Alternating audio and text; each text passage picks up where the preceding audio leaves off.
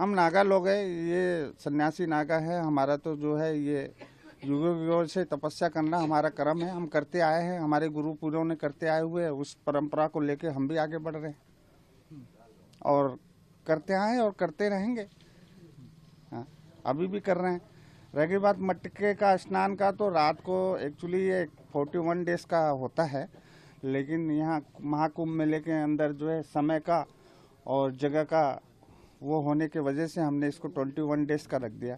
तो इसमें क्या अचानक जो है पहले दिन से ही 51 घड़े से जो है हमारा जलधारा चालू हुआ। रात को भर के रख देते हैं और सुबह आपके सामने आपने प्रक्रिया देखी, सब लोग मेरे ऊपर डालते हैं, मैं वहाँ बैठ जाता हूँ। उसको आप जलाभिषेक बोले।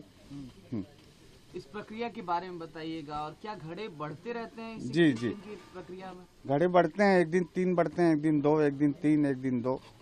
अभी आज 61 घड़े थे। हाँ, ऐसे ही जब 21 दिन पूरे हो जाएंगे तो कितने घड़ों से आप 108 घड़े जी। और ये जो है लोक कल्याण जन कल्याण के लिए हम करते हैं और करते रहेंगे। हमारे बाबा जी, यहाँ फोकस मारिए अब, हमारे बाबा जी जहाँ मैं रहता हूँ बहुत ही सिद्ध पुरुष थे उस समय में। 65 साल हो गया इनका समाधि लग करके महाराज जी का। आज भी सिद्ध पुरुष है, इनके नाम का डंका बजता है उस क्षेत्र में, हमारे राजस्थान में।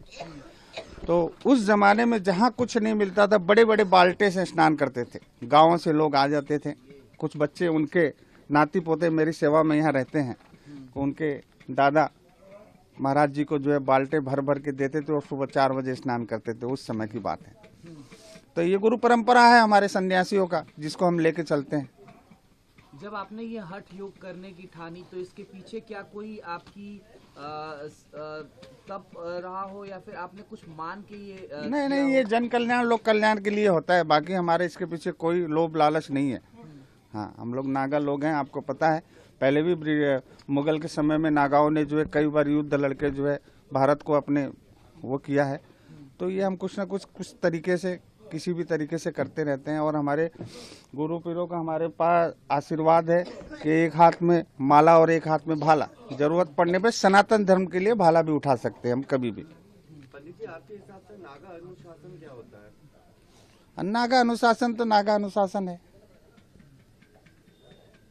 नागा अनुशासन नागा है, नागा अनुशासन क्या है? उसमें मर्यादा हमारे बहुत है, उस मर्यादा का पालन करना पड़ता है। कितने सालों से आप ये हठ योग कर रहे हैं, और कब? ये 9वां साल है मेरा, ये 9वां साल है। अब बाकी गुरु महाराज की कृपा जब तक जो है वो रहेगी तब तक करेंगे जी। क्या आपने अभी कोई शिष्य बनाया है जो इस परंपरा को आगे बढ़ाएगा? हाँ, बने हैं शिष्य हमारे, एक हैं शिष्य अभी चालू किया, उसको दीपक गिरी।